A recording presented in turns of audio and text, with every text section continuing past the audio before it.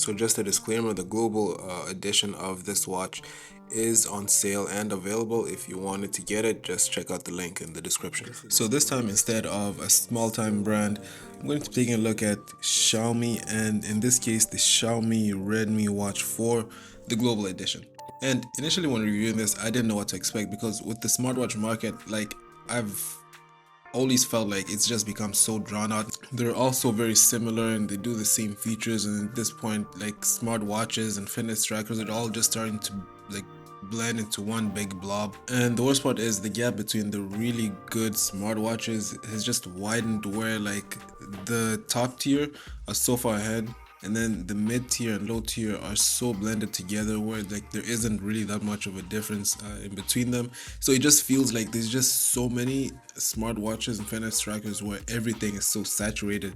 It's like, what even is the point? So when reviewing this, the first thing that stood out to me was definitely the comfort. So when it comes to fitness trackers and smartwatches in general, the comfort is the most important thing for me, or at least one of the most important thing for me, because it's like it's gonna be sitting on your wrist all day and all the time. So if you have one of those that's like it's just gripping too hard, or the grip gets loose all the time, which is one of my worst pet peeves, and it's not really going to be something, it's not going to be bearable, right? You're not going to enjoy using it in the long run. But the strap on this is very comfortable, and it's not too tight, and at the same time it really grips well, and it feels like it stays on sturdy. And for me, if I'm able to forget that I'm wearing a watch, then that's even bonus points, right? Like, you just put it on, it feels so comfortable and just flush on you, where it doesn't feel like it's bugging you or anything. That's definite A1 plus points for me. And one of the advantages is that you can have Bluetooth calling as well, which it's not mandatory, but it's one of those features that once you have it, like, it comes in handy once in a while. And then after that, it's also 5 ATM waterproof, so it's going to be good enough to survive even the light splashes. But even if you submerge the watch, or if you take a shower with it, then it's gonna be fine. Of course, like, it's not recommended to use like in, for example, saunas, because like the steam can like go in the watch and like mess up the adhesions.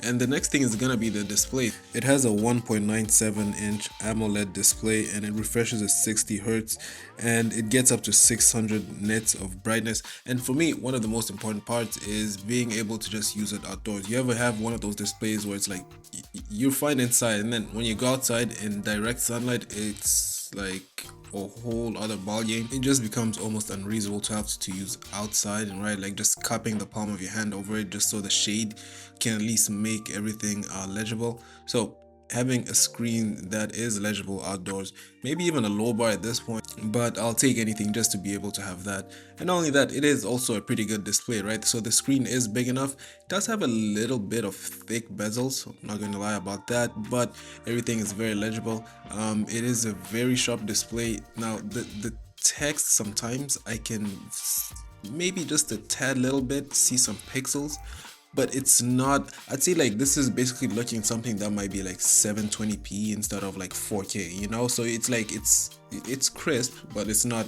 as crisp as it could be. It has an aluminum alloy frame, which kind of shows. So mine got nicked up a little bit just at the side. Like, it's not like something super visible. You have to look really close. It's kind of faint and it's a scratch, but yeah, so it's not really, and honestly, I don't even know where I did this. Maybe I bumped my hand or something, I don't know. But it's not really something that looks like it's very firm in terms of just being able to like withstand the little nicks, you know, like even a slight brush up against a surface or whatever it could be, could cause a little scratching. So yeah, not the biggest fan of that. The screen itself, on the other hand, is different though. So the body, yeah, it's easy susceptible to scratches, whereas the face itself, yeah, like I haven't had any trouble with it, and I'm pretty sure like I'm a clumsy person, so I've probably dropped it just as much. But regardless of that, like I don't see really any scratches or anything on there. So, and I've had it for a good amount of time. So the screen much better than the body. I guess, I don't know, give or take, it depends on the type of person you are. Like if you want both of them to be well reinforced, or you prefer just the screen and everything else is fine, then like honestly, I would have loved it to be both, but hey, I guess I'd rather the screen, right, instead of just the body. Now it has all the other stuff, which I said, like pretty much all these other smartwatches and fitness trackers has. So it has, of course, the sensors, the heart rate sensor, the blood oxygen sensor, the accelerometer, the right gyroscope. So all these like smartwatches, like are just, it's pretty much the norm for all of them to have it. So it's like at this point, that's not what makes them stand out, right? Like the thing that makes them stand out is going to be the overall quality in every aspect. So the comfort, how is the display, and as well how does it like just function in general. Does it receive notifications on time? Is it buggy? Is it laggy? So the little things like that.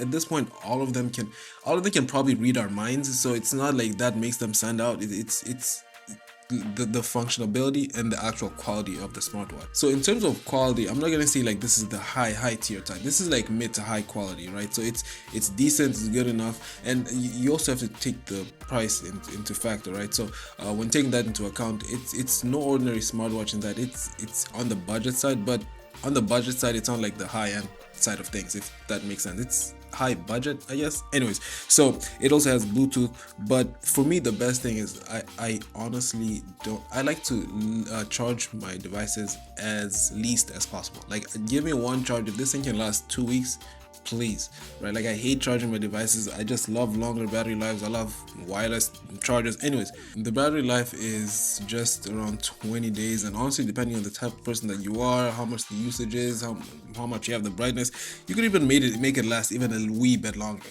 And for me, that is awesome, right? Like having to charge as least as possible, and I can have my smartwatch, get my notifications, and have everything I need on deck is like it's almost irreplaceable for me. I love long battery lives, and that is probably the reason why I enjoyed using this that much. Of course, it is comfortable, it's a great smartwatch, but having a long battery life for me is one of the irreplaceable things. I know a lot of smartwatches also offer that, like now it's that also becoming a staple, and that's also becoming the norm with these smartwatches nowadays. But just having not to charge and having a comfortable smartwatch, one that I enjoyed using this much, is literally a top tier for me. So bottom line, my opinion for this smartwatch is that it's a pretty decent smartwatch, especially considering this is the global edition, right? So anybody can get it, and you can put whatever. Anyways, so it is really good to decent smartwatch, especially for the budget.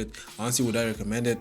I don't see a reason why not, right? Like I would recommend it, but I'm not gonna be hollering at you to go and get it. It's not one of those like game changers.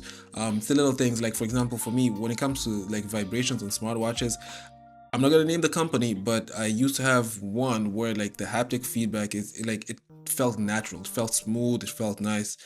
But like once you have that level of standard, that's why I said like the top tiers really like widen the gap from like themselves and like the mid to lower ones, because like the vibrations, like they just, these other companies just can't get it right. Like it should feel like a haptic feedback. It shouldn't feel like your whole hand is vibrating, and sometimes can feel uncomfortable. It should like be a small, smooth, just tap, Whereas like anyways, that's a whole other ramble for just the freaking the vibrations. But yeah, top tier, no. Mid to high tier, yeah. Worth it, no. But considering it's a budget, yeah. Anyways, decent smartwatch, pretty good. Let me know what you think, and I will catch you in the next one.